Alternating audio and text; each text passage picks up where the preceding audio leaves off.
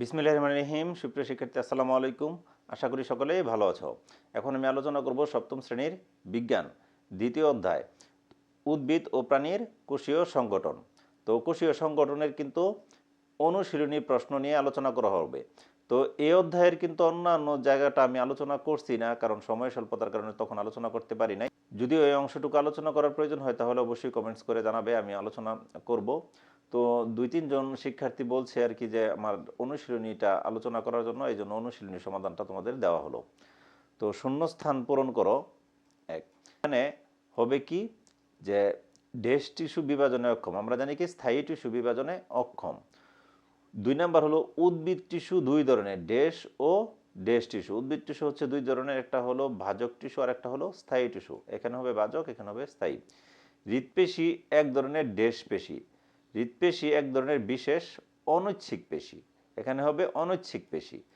পেশি হলো দুই প্রকার, ঐচ্ছিক পেশি, অনৈচ্ছিক পেশি। আবার এখানে স্থায়ী টিস্যু আর ভাজক টিস্যু টিস্যুর দিকে। তো মস্তিষ্ক অসংখ্য ড্যাশ দ্বারা গঠিত, এটা কিন্তু 4 নম্বর প্রশ্ন। অসংখ্য নিউরন দ্বারা গঠিত। মস্তিষ্ক গঠনের একক কিন্তু হলো নিউরন, মস্তিষ্কের একক নিউরন। আর 5 নাম্বার ড্যাশ কোষের পাওয়ার হাউস বলে, কি মাইটোকন্ড্রিয়াকে কোষের পাওয়ার হাউস বলে, এটা আমরা সবাই জানি। তো এরপর হলো কি সংক্ষিপ্ত প্রশ্ন। 1, পেশির কাজ বর্ণনা করো। তো চলো আমরা এই উত্তরগুলো দেখি। এখানে শূন্যস্থানের প্রশ্নগুলো আমি দিছি, এর উত্তরগুলো কিন্তু এই দেওয়া আছে, তোমরা চাইলে এখান থেকে এর উত্তরগুলো লিখে নিতে পারো। সংক্ষিপ্ত উত্তর প্রশ্ন, পেশির কাজ বর্ণনা করো। তো উত্তর, পেশির কাজ হলো দেহের আকৃতি দান করা। পেশিগুলোরা কি করে? আমাদের দেহের আকৃতি দান করে ও অস্থি সঞ্চালনে সহায়তা করা, নাড়াচাড়া ও চলাচলে সহায়তা করা, দেহের অভ্যন্তরীণ অঙ্গগুলিকে রক্ষা করা। এছাড়া হৃৎপেশি রক্ত সঞ্চালনে সহায়তা করে। প্রশ্ন 2, আবরণী টিস্যুর বৈশিষ্ট্য লেখো। তো আবরণীয় টিস্যুর বৈশিষ্ট্য হলো এরা এক বা একাধিক স্তরে সজ্জিত থাকে, অর্থাৎ এক বা একাধিক স্তরে সাজানো থাকে। এ টিস্যুর কোষগুলো প্রতিটি পাতলা ভিত্তি পর্দার উপর সাজানো থাকে। এ ধরনের টিস্যুতে কোনো আন্তঃকোষীয় দাত্র থাকে না। তো প্রশ্ন 3, নিউক্লিয়াসের গঠন বর্ণনা করো। তো নিউক্লিয়াসের গঠনটা আমরা বর্ণনা করবো। এটা গঠন বর্ণনা করার আগে অবশ্যই আমাদের এভাবে চিত্রটা অঙ্কন করতে হবে।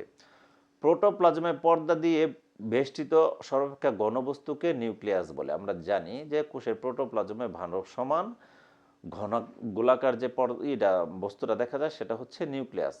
প্রতিটি নিউক্লিয়াস 4টি অংশের সমন্বয়ে গঠিত। নিউক্লিয়াসের কয়টা অংশ থাকে? 4টা অংশ থাকে। এই 4টা অংশের সমন্বয়ে কিন্তু নিউক্লিয়াস গঠিত। অংশগুলো কি?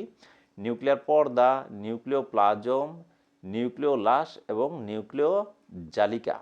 তো আমরা এই 4টা জিনিস দেখো, ভালো করে দেখে নিই।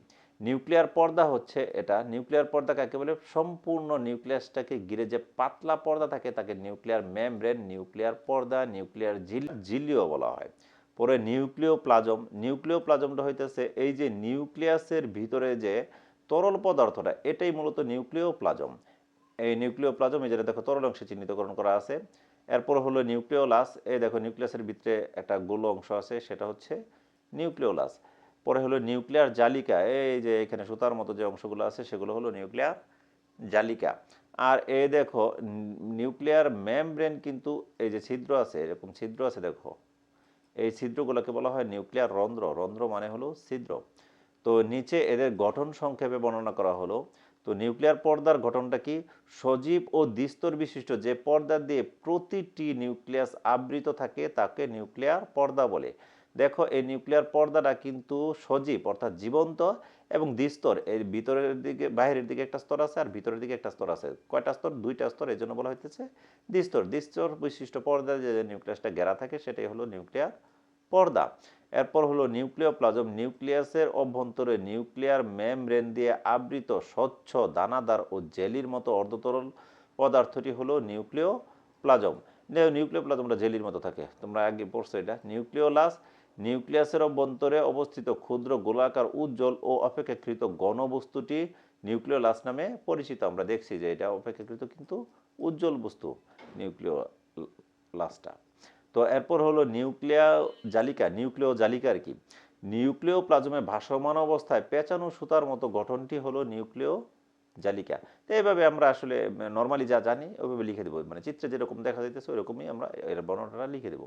প্লাস্টিডের কাজ উল্লেখ করো। প্লাস্টিডের কাজ কি? তো প্লাস্টিডের কাজ হলো উদ্ভিদে খাদ্য সংশ্লেষ, বর্ণ গঠনে এবং খাদ্য সঞ্চয়ে মুখ্য ভূমিকা পালন করা। আমরা জানি যে প্লাস্টিড মূলত তিন প্রকার, তিন ধরনের প্লাস্টিক, তিন রকমের কাজ করে। তো সবুজ প্লাস্টিকটা সাধারণত খাদ্য উৎপাদন করে, আর একটা হচ্ছে বর্ণযুক্ত প্লাস্টিক, এটাকে বর্ণ গঠন করে, আর বর্ণহীন একটা প্লাস্টিক আছে সেটা খাদ্য সঞ্চয় করে। তো এই যে প্লাস্টিক খাদ্য তৈরি করে সেটা হলো ক্লোরোপ্লাস্ট, আর যা বর্ণ গঠন করে সেটাকে বলা হয় ক্রোমোপ্লাস্ট, আর যে খাদ্য সঞ্চয় করে তাকে বলা হয় লিউকোপ্লাস্ট। তো মাইটোকন্ড্রিয়ার গঠন বর্ণনা করো, 5 নম্বর প্রশ্ন। প্রতিটি মাইটোকন্ড্রিয়া দ্বিস্তর পর্দা দ্বারা আবৃত থাকে। এর বহিঃপর্দাটি মসৃণ। এই যে দেখো মাইটোকন্ড্রিয়া দুইটা পর্দা দ্বারা আবৃত আছে না, এর বাইরের দিকের পর্দাটা কিন্তু মসৃণ, কিন্তু অন্তঃপর্দাটি আঙুলের মতো ভাঁজ সৃষ্টি করে, যা ক্রিস্টি নামে পরিচিত। দেখো এই যে ভিতরের দিকের পর্দাটা যা আছে এটা কিন্তু আঙুলের মতো ভাঁজ সৃষ্টি করছে। আমরা একটা আঙুল ভাঁজ করে যেরকম ভাঁজ হয়, এই ভাঁজটাকে বলা হয় মূলত ক্রিস্টি। এদের মাঝের ফাঁকা স্থান কোএনজাইম দ্বারা পূর্ণ থাকে। এই যে মাঝখানে যে ফাঁকা স্থানগুলো আছে সেগুলো কোএনজাইম দ্বারা পূর্ণ থাকে। এনজাইম আমাদের পরবর্তী অধ্যায়গুলোতে পড়া আছে, ওইখানে আমরা এনজাইমটা কি সেটা শিখব। এছাড়া মাইটোকন্ড্রিয়ার ভিতরের অর্ধতরল দানাদার পদার্থটি হলো ম্যাট্রিক্স। যে এই যে এখানে অর্ধতরল দানাদার যে পদার্থটা দেখা যায় সেটা হচ্ছে ম্যাট্রিক্স নামে পরিচিত। এই যে এইভাবে তোমরা চিহ্নিত করে দেবে, ক্রিস্টি অক্সিজোম ম্যাট্রিক্স। তো এই ম্যাট্রিক্সটা এই জায়গাতে। তো এই ছিল আমাদের সংক্ষিপ্ত প্রশ্ন। এখন আমরা বহু নির্বাচনী প্রশ্ন দেখব। তো ভাজক কোষে অনুপস্থিত কোনটি? ভাজক কোষে কি অনুপস্থিত থাকে? কোষ প্রাচীর, নিউক্লিয়াস, কোষগহ্বর না সেলুলোজ? তা ভাজক টিস্যুতে মূলত অনুপস্থিত থাকে কি? কোষগহ্বর। কোষগহ্বরটা কোথায় থাকে না? ভাজক টিস্যুতে। এটা হলো সঠিক অ্যান্সার। এরপর হলো কোষগহ্বরে বিদ্যমান থাকে কি থাকে? জৈব অ্যাসিড ও লবণ, আমিষ ও শর্করা, অজৈব অ্যাসিড ও জৈব অ্যাসিড। হবে কিন্তু 1 আর 2। জৈব অ্যাসিড ও লবণ, আমিষ ও শর্করা এগুলা কিন্তু বিদ্যমান থাকে। তো এটা কি ক নাম্বার হলো সঠিক অ্যান্সার। পরে উদ্দীপকটি লক্ষ্য করো, 3 ও 4 নং প্রশ্নের উত্তর দাও। উদ্দীপকে কিন্তু দেখা একটা অস্থির চিত্র দেওয়া আছে, আর এটা কিসের চিত্র দেওয়া আছে? এটা কিন্তু দেখো রক্তের। তো উদ্দীপকের এ চিহ্নিত অংশটির কাজ হচ্ছে, এ চিহ্নিত অংশটা কি? একটা অস্থি। তাহলে অস্থির কাজটা কি আমরা দেখি। ধীরতা প্রদান করা, ধীরতা প্রদান করা অস্থির কাজ। চর্বি জমা রাখা, রক্তকণিকা তৈরি করা। তো এখানে মেইনলি কিন্তু ধীরতা প্রদান করা এবং রক্তকণিকা তৈরি করা হলো অস্থির কাজ।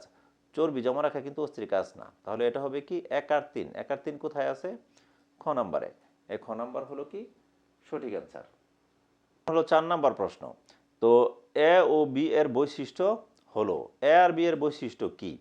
তো আমরা জানি এখান থেকে 3টাও সঠিক হতে পারে, যে কোনো একটাও সঠিক হতে পারে, অথবা 2টাও সঠিক হতে পারে। তো এ হচ্ছে অস্থি, আমরা জানি হাড়, আর বি হলো কিন্তু আমাদের রক্ত।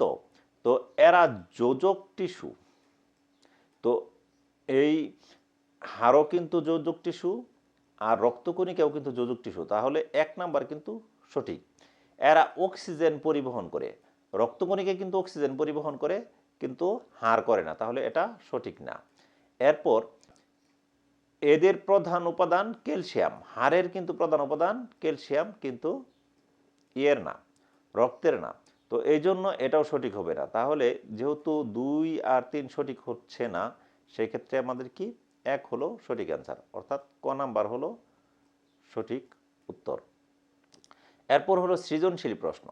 দেখো সৃজনশীল প্রশ্নে আমাদের এখানে একটা চিত্র দেওয়া আছে, আমাদের হাতের চিত্র, আর এইখানে আমাদের একটা চিত্র দেওয়া আছে পাকস্থলীর চিত্র। হাতের চিত্রকে পি ধারা এবং পাকস্থলীর চিত্রকে কিউ ধারা চিহ্নিত করা হয়েছে। তো ক নাম্বার প্রশ্ন হলো রক্ত কি? খ নাম্বার হলো আবরণী টিস্যু বলতে কি বুঝো? তো চলো আমরা এই দুইটার আনসার একটু দেখি। তো 1 নং প্রশ্নের উত্তর কি? ক। আমরা কিন্তু পরীক্ষাতে এইভাবে লিখব। তো ক নাম্বার, রক্ত এক ধরনের ক্ষারীয়, ঈষৎ লবণাক্ত ও লাল বর্ণের অস্বচ্ছ তরল যোজক কলা। আমাদের কিন্তু প্রথমে বলছে রক্ত কি, তারপর বলা হইতেছে আবরণী টিস্যু কি খ নাম্বারে, যে টিস্যু দেহের খোলা অংশ ঢেকে রাখে এবং দেহের ভেতরের আবরণ তৈরি করে তাকে আবরণী টিস্যু বলে। এটা আমরা জানি নর্মালি। আমাদের ত্বকের বাইরের আবরণ, মুখ গহ্বরের ভেতরের আবরণ ইত্যাদি আবরণী টিস্যু দিয়ে গঠিত। এছাড়া দেহের বিভিন্ন গ্রন্থিগুলি আবরণী টিস্যু দিয়ে গঠিত। তো এইভাবে উত্তরটা দিতে হবে। তো ঘ নম্বর প্রশ্নটা কি করছে আমাদের, পি চিত্রে অস্থির গুরুত্ব ব্যাখ্যা করো। তো এই যে পি চিত্রের যে অস্থিটা আছে, এই অস্থির গুরুত্বটা ব্যাখ্যা করতে হবে আমাদের মানব দেহে। এর গুরুত্বটা কি? চলো, উদ্দীপকের পি তে একটি হাত দেখানো হয়েছে। তো উদ্দীপকের চিত্র পি তে কি একটি হাত দেখানো হয়েছে। নিচে হাতের অস্থিগুলোর গুরুত্ব ব্যাখ্যা করা হলো। তো অস্থি হাতের অভ্যন্তরীণ কাঠামো গঠন করে, ফলে হাত একটি নির্দিষ্ট আকৃতি পায় এবং দৃঢ়তা লাভ করে। এছাড়া অস্থি হাতের সঞ্চালন ও নড়াচড়া করতে সহায়তা করে, ফলে এটি দ্বারা আমরা বিভিন্ন ধরনের কাজ করতে পারি। এই অস্থি হাতের চাপ ও টান সহ্য করতে পারে। অস্থি বিভিন্ন ধরনের রক্তকণিকা উৎপাদন করে এবং ঐচ্ছিক পেশির সংযুক্তির ব্যবস্থা করে। সুতরাং পিচ চিত্রে বা হাতে অস্থির গুরুত্ব অপরিসীম। এরপরের প্রশ্নটা আমাদের কি, বড় নাম্বার,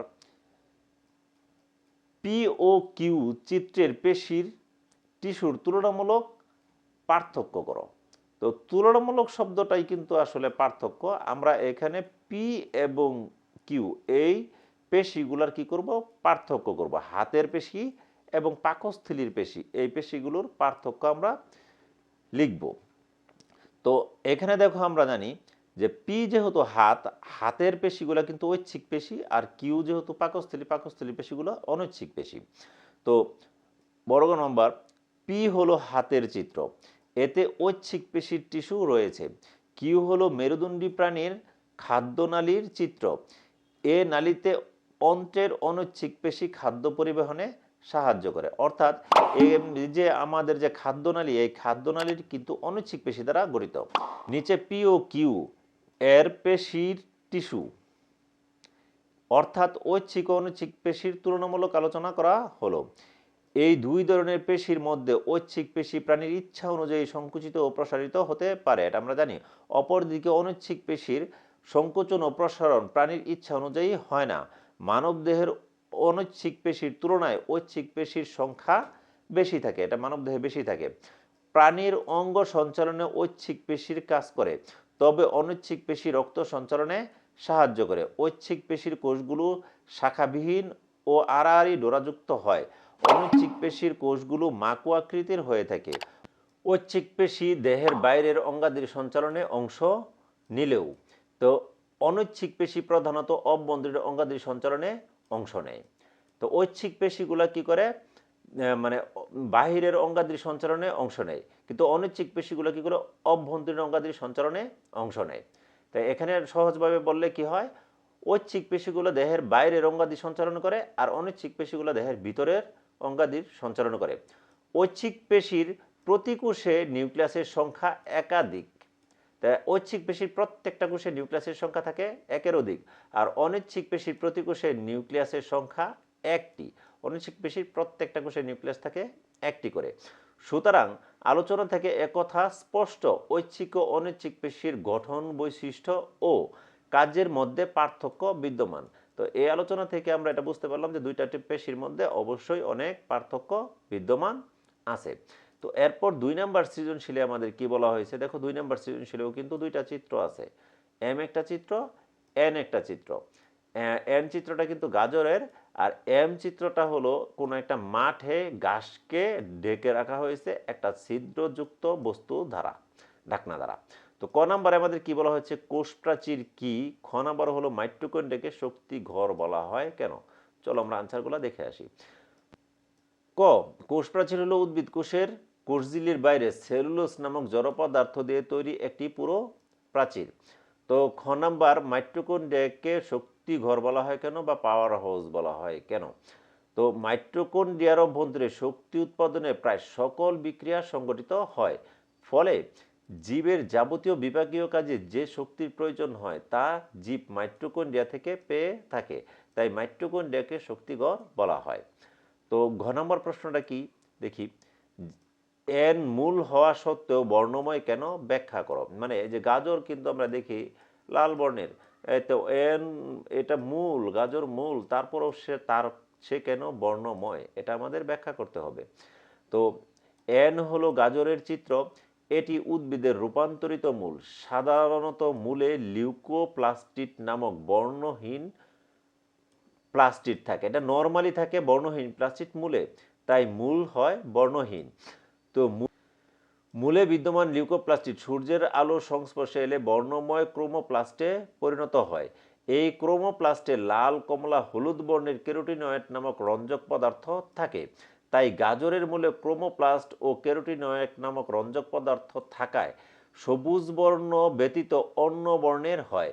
এজন্যই গাজরের মূল হওয়া সত্ত্বেও বর্ণময়, মানে এজন্যই গাজর মূল হওয়া সত্ত্বেও বর্ণময়, মূল হলেও বর্ণময়। তো এখানে কি থাকে, ক্যারোটিনয়েড থাকে। তা আশা করি বুঝতে পারছো। এরপর বড় নম্বর প্রশ্নটা বলা হইতেছে কি, চিত্র এম এর টবে থাকা উদ্ভিদে 8 থেকে 10 দিন পর যে পরিবর্তন ঘটবে তা বিশ্লেষণ করো। তো এম যে ঢেকে রাখা হয়েছে ঘাসগুলা একটা ঢাকনা দ্বারা, তো 8 থেকে 10 দিন পর এই ঢাকনার নিচের উদ্ভিদগুলার বা ঘাসগুলার কি ধরনের পরিবর্তন হবে সেটাই আমাদের এখানে ব্যাখ্যা করতে হবে। তো আমরা চলো ব্যাখ্যা করি। উদ্দীপকের চিত্র এম এ টব দিয়ে ঢাকা দুর্বা ঘাস জাতীয় উদ্ভিদকে দেখানো হয়েছে। তো উক্ত ঘাসগুলোকে 8 থেকে 10 দিন ঢেকে রাখলে যে পরিবর্তন ঘটবে তা বিশ্লেষণ করা হলো। তো 8 থেকে 10 দিন পর টবটি সরালে দেখা যাবে যে টবের ছিদ্র দিয়ে সূর্যের আলো যে অংশে পড়েছিল সেই অংশের ঘাস শুধু সবুজ আছে এবং যে অংশে আলো পৌঁছায়নি সে অংশ সাদা হয়ে গেছে। তো ক্লোরোপ্লাস্টের কারণে এমন ঘটনা ঘটবে। ক্লোরোপ্লাস্ট সবুজ বর্ণের ক্লোরোফিল নামক রঞ্জক পদার্থ ধারণ করে, যা সালোক সংশ্লেষণ প্রক্রিয়ায় উদ্ভিদের খাদ্য তৈরিতে সাহায্য করে। আলো ছাড়া সালোক সংশ্লেষণ ঘটে না, তাই টবের ছিদ্র দিয়ে আলো যে অংশে পড়ে না সেই অংশে সালোক সংশ্লেষণ ঘটে না। তাই সূর্যের আলোর অনুপস্থিতিতে ক্লোরোপ্লাস্টগুলো লিউকোপ্লাস্টে রূপান্তরিত হয়ে যাবে, ফলে টবে ঢাকা অংশগুলো বর্ণহীন হয়ে যাবে। আবার টব সরিয়ে রাখলে সূর্যের আলোয় গাছগুলোর সালোক সংশ্লেষণ ঘটবে এবং লিউকোপ্লাস্টগুলো ক্লোরোপ্লাস্টে রূপান্তরিত হয়ে পূর্বের মতো সবুজ বর্ণ ধারণ করবে। মূলত উদ্দীপকের যে আমাদের প্রথম চিত্রটা ছিল ওই চিত্রতে এই ঘটনাগুলোই ঘটবে। তো ভিডিওটি দেখার জন্য ধন্যবাদ। ভিডিওটি ভালো লেগে থাকলে চ্যানেলটিকে অবশ্যই সাবস্ক্রাইব করে রাখবে।